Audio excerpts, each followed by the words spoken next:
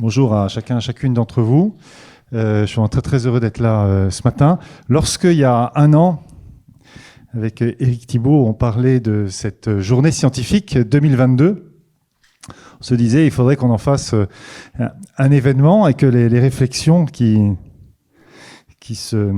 foisonnent au sein de cette chaire et de tout ce qui gravite autour soient partagées. Et donc on voulait un lieu et faire un événement. Donc le lieu est absolument extraordinaire. Donc un grand merci à BFM pour votre accueil à la Foyère, pour le comité de pilotage qui a été très riche. Et puis aujourd'hui pour cette journée scientifique qui s'annonce passionnante. Alors, un grand merci évidemment à tous les partenaires.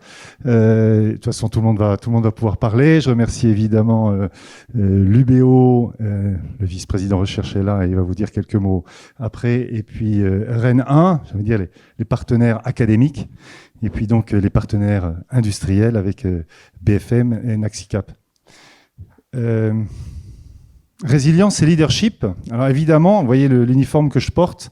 Vous allez vous dire, c'est un peu évident de se dire que quand il s'agit de former les futurs officiers de marine, on a envie de leur parler de résilience et de leadership. Deux mots évidemment extrêmement riches.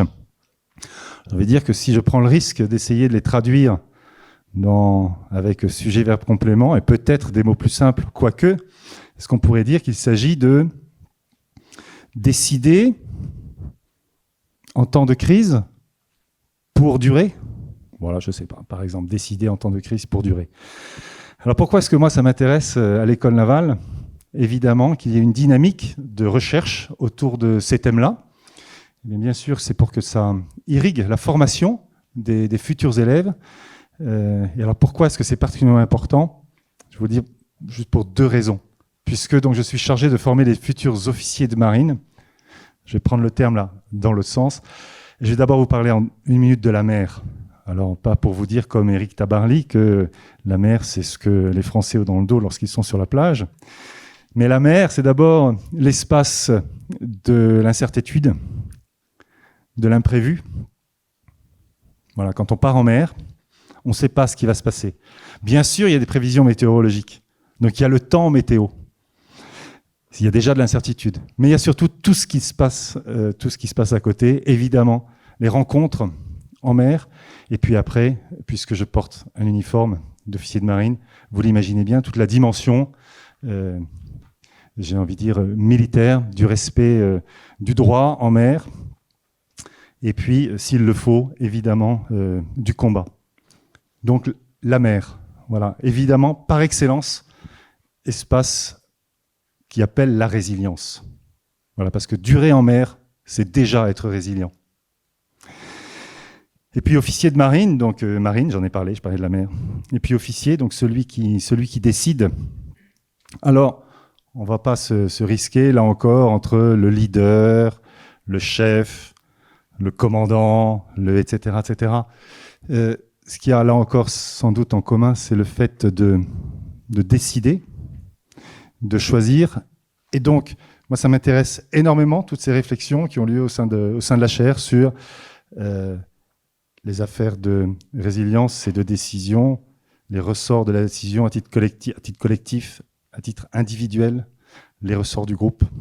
Voilà. C'est tout ça dont on parle évidemment au quotidien à l'école navale. Donc un immense merci pour cette journée qui s'annonce absolument passionnante. Et je passe la parole au vice-président recherche de l'UBO. Merci, Amiral.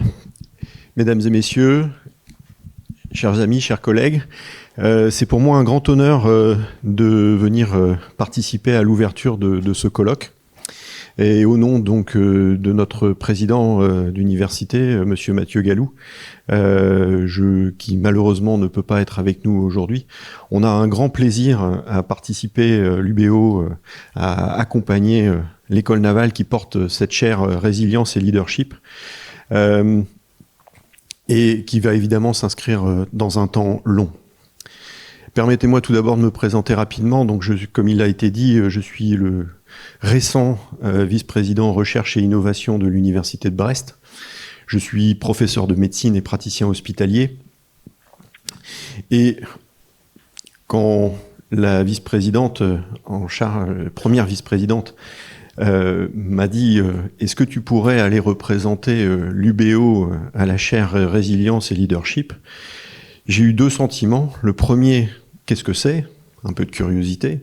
Le second, que vais-je bien pouvoir leur dire? Un petit peu d'angoisse. Et finalement, après les explications que le docteur Lebrise nous a données, je me suis dit, mais on a beaucoup de choses à partager.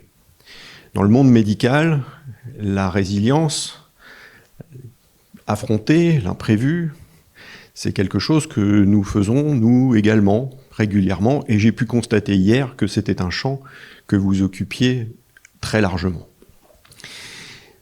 Réfléchir à ces organisations, c'est réfléchir en interdisciplinaire.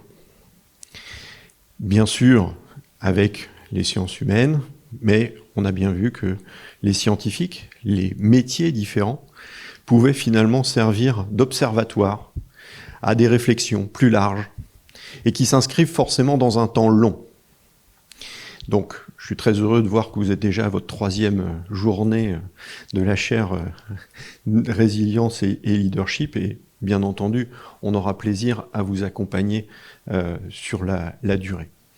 Parce que, en fait, si depuis aujourd'hui 10 ans, nous avons eu un certain nombre de crises que nos sociétés ont dû traverser, depuis les attentats de Mohamed Merah en 2012, les attentats de 2015, la crise Covid, la guerre en Ukraine, eh bien finalement, nous avons pu à ce moment-là, en plus de nos métiers respectifs qui appellent, je dirais intrinsèquement, et je dirais, de point de vue de l'ADN, permettez en tant que généticien d'employer ce terme, eh bien finalement, de tester un certain nombre d'organisations dans nos différentes structures.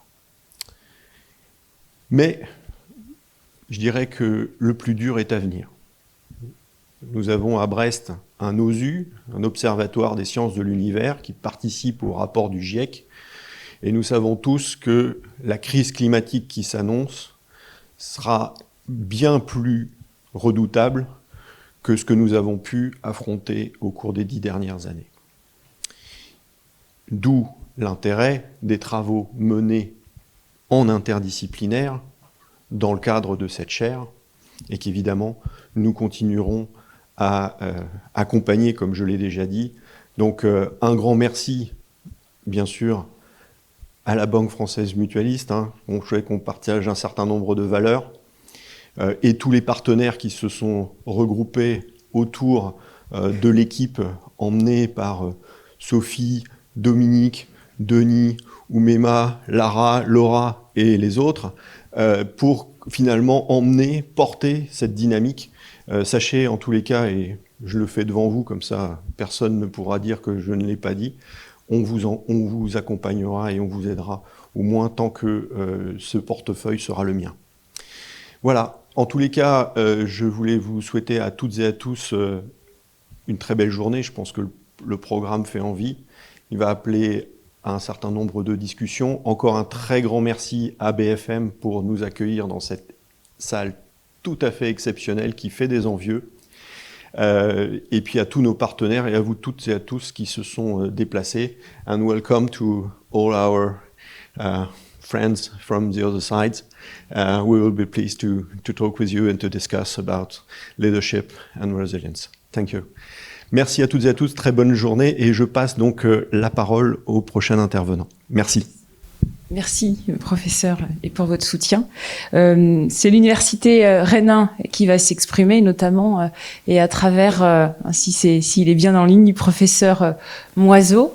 Professeur, si on vous écoute, si vous êtes... Bonjour à toutes et à tous, vous m'entendez bien? On vous entend bien. Alors c'est un plaisir d'intervenir durant cette journée. Je voudrais présenter brièvement le CREM, qui est laboratoire associé à cette chaire et ses activités de recherche. Alors le CREM, c'est le laboratoire CNRS en économie et gestion du Grand Ouest, qui est localisé à la fois à Rennes et à Caen. Alors, nos tutelles sont le CNRS, l'Université de Rennes et l'Université de Caen-Normandie. L'équipe de recherche compte 104 chercheurs permanents et 60 doctorants. Donc, nous sommes une unité relativement importante. Alors, nos recherches ne sont pas ésotériques. Elles s'inscrivent dans les grandes problématiques de notre temps, à savoir la montée des inégalités, les questions soulevées par le changement climatique, la santé, la numérisation des sociétés, le rôle de l'État. Et d'un point de vue plus disciplinaire, nos recherches couvrent à la fois des champs d'études en économie et en gestion, comme par exemple l'aide à la décision publique, les institutions, les ressources humaines, les choix en environnement incertain, pas seulement marin, mais voilà, ce sont des choses qui peuvent certainement faire écho à vos problématiques. Le CREM, la spécificité du CREM, c'est qu'il dispose également d'un laboratoire d'expérimentation en économie et management qui permet de réaliser des expériences en laboratoire et aussi sur le terrain pour mieux comprendre les ressorts des comportements individuels. Alors, je vous l'ai dit, le CREM, c'est une unité mixte de recherche. Lors de la dernière évaluation de l'HCERES, du Haut Conseil de l'évaluation de la recherche et de l'enseignement supérieur, la qualité scientifique du CREM a été reconnue. Sur la période 2016-2020, je me permets deux, trois chiffres, 382 articles ont été publiés par nos chercheurs dans les revues référencées par le CNRS. Nous avons été impliqués sur cette même période dans 13 contrats ANR, dont 6 ont été portés par nos chercheurs. Et on a été également associé à 5 contrats européens. Alors le CREM considère qu'il est stratégique d'être partie prenante de cette chaire. En discutant avec Dominique Martin, nous entrevoyons de nombreuses opportunités de collaboration scientifique. On pense aussi qu'il est très important de participer à une collaboration plus large qui s'établit au niveau régional entre nos établissements d'enseignement supérieur, l'école navale, l'UBO et Rennes 1. Et je vous souhaite une excellente journée scientifique et qui, j'en suis sûr, va être passionnante. Merci de votre attention. Merci professeur. Alors évidemment, on a, vous venez de voir les trois académiques, hein, puisque une chaire, c'est une équipe de recherche, et donc avec la nécessité de produire scientifiquement des travaux robustes. Et pour ça, évidemment, on est rattaché à des laboratoires que sont les LEGO pour l'UBO et le CREM pour Rennes 1. Donc on est très attaché à ça. Mais cette équipe, en fait, elle n'aurait pas pu être créée sans le soutien de partenaires industriels. Et notamment sans le soutien de la Banque française mutualiste. Hein. Je vais laisser la parole justement à Monsieur Dioniso, directeur général délégué, parce qu'en fait, et on venait d'échanger, la Banque française mutualiste a des valeurs d'accompagnement aussi de ses clients sur le long terme. Et vous mesurez bien que quand on travaille sur des logiques de résilience et de leadership, eh bien, nos réflexions portent aussi sur des logiques de durabilité, de survie des organisations dans ces contextes de crise qui, en l'occurrence, non seulement se succèdent, mais en plus durent, donc font peser aussi sur le décideur le poids des responsabilités que les marins connaissent, évidemment. Hein. On étudie particulièrement le domaine maritime et naval, mais que les militaires et que le domaine médical, évidemment, développe. Hein. C'est notamment nos terrains d'études, hein, mais pas que. Vous aurez l'occasion de le découvrir dans la journée. Mais beaucoup de points de convergence qu'on a avec la Banque française mutualiste et qui, en termes de soutien, franchement, nous permet aussi de déployer nos travaux. Donc merci encore. Je vous laisse la parole. Merci Sophie pour cette belle transition. Alors moi, je suis avant tout très heureux de vous accueillir au sein de nos locaux aujourd'hui. Je suis aussi très heureux que la Banque Française Mutualiste soit partenaire de cette chaire depuis sa création en 2018. Alors je ne vais pas vous faire un long discours. J'ai pris le temps de regarder et de lire avec attention le programme de votre journée et des différents débats qui vont avoir lieu sur cette notion de résilience et de leadership, même si on connaît de loin parfois ces mots, ils peuvent sembler un peu abstraits et théoriques, et à travers ce concept qui effectivement peut sembler théorique, moi je suis vite revenu à la réalité en fait. Et je suis arrivé à une conclusion, mais la banque est une organisation qui subit de plein fouet ces deux notions. Cette notion de résilience et de leadership, nous sommes directement impactés. Ces 2 dernières années encore plus. Bon, on a eu cette pandémie qui a forcément déstabilisé notre organisation. On a aussi changé de système d'information. C'est une étape très importante pour une banque et qui change aussi notre façon de travailler et notre organisation. Voilà, donc, je vais dire, le concept et les 3 éléments de base de ce concept. Alors, j'ai en tête la capacité à absorber un choc endogène, exogène, moi j'ai les deux là.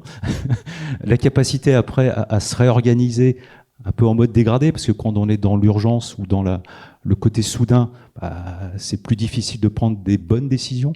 Et puis cette 3e étape qui est de retrouver finalement une trajectoire, je vais dire, la plus stabilisée possible. Voilà, ça c'est aujourd'hui mon quotidien de dirigeant, tout simplement.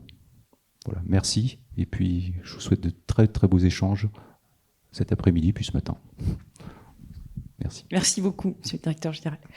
Le Naxicap Partner nous accompagne également. Donc, de la même façon, en fait, comme Médéric Monestier, qui était... voilà, exactement, et qui nous a soutenus dès le début. En fait, Éric Aveillant, président du directoire de Naxicap, pareil, quand lui parlait du projet de la chaire, il m'a dit, en fait, ça m'intéresse parce que, effectivement, les entreprises, quand on va les soutenir, on veut savoir aussi, est-ce qu'elles ont développé des capacités de résilience, et pour aussi réfléchir avec elles sur, éventuellement, si elles n'ont pas développé suffisamment, sur les modes de réponse résilients qu'on pourrait développer ensemble. Voilà. Donc, à ce titre, je le remercie de sa confiance aussi et de son soutien depuis le début. Je sais qu'il est très attentif aussi à nos travaux et puis aux applications managériales, parce qu'en fait, on est très attachés, nous, au sein de l'équipe, à non seulement produire des travaux scientifiques. Vous savez que le chercheur, il est attendu aussi sur la production scientifique, c'est le principe de la légitimité, mais aussi sur des applications managériales, parce qu'on a aussi la vocation de réfléchir ensemble, d'accompagner les modèles organisationnels, justement, dans l'objectif de survivre à ces crises. Du coup, je vais laisser le débat maintenant, parce que le programme, comme nous l'avait dit Amiral, est copieux, et donc il faut qu'on tienne aussi notre timing. Donc il sera agrémenté de pauses, mais on va commencer par une intervention du professeur O'Neill. Là, je vais laisser la parole à mon collègue co-titulaire Denis Lemaitre. Vous verrez tout au long de la journée, très attaché à cet esprit d'équipe, à Youb qui nous soutient là, qui est en régie, ou même qui a piloté la journée avec Ayoub, Pierre également. Vous nous verrez intervenir les uns après les autres, parce que je pense que c'est important aussi que chacun soit mis en valeur, parce qu'évidemment tout ce travail, tient à l'équipe, tout simplement. Et ça, je l'ai appris dans la marine, et inutile de vous dire qu'au quotidien on l'éprouve bien. Denis, je te laisse aussi la parole. Merci Sophie. Alors effectivement, c'est le moment de commencer cette journée avec la première session. Alors vous l'avez compris, en voyant le programme, la journée s'organise autour de deux grandes sessions consacrées chacune à un thème qui nous paraît important. La structuration de ces sessions est la suivante. On souhaite, c'est un peu le principe de la chaire, faire dialoguer des chercheurs très reconnus sur les thèmes qu'ils abordent, et en même temps des opérationnels qui sont issus des différentes sphères professionnelles qui peuvent nous intéresser. Donc c'est exactement le cas de cette première session, qui est consacré au thème de l'expérience du leadership au féminin. Thème que l'on a identifié comme une question sociale vive à travers nos institutions, nos organisations, nos entreprises. Et il nous a semblé que c'était tout à fait opportun de consacrer une session aujourd'hui à ce thème qui prend de l'importance et auquel nous intéressons particulièrement. Voilà. Donc, j'ai le plaisir de présenter les trois intervenants. Alors, je vais pas le faire dans le détail. Vous avez vu que dans les livrets qui vous ont été remis, vous avez une présentation détaillée des intervenantes. Je vous invite à le lire pour ne pas manger de leur temps de parole. Et leur donner beaucoup plus rapidement la parole. Donc j'invite professeur Deborah O'Neill à venir, qui est professeur de management à la Bowling Green State University et qui allie une riche expérience à la fois de chercheurs et de professionnels sur ce thème.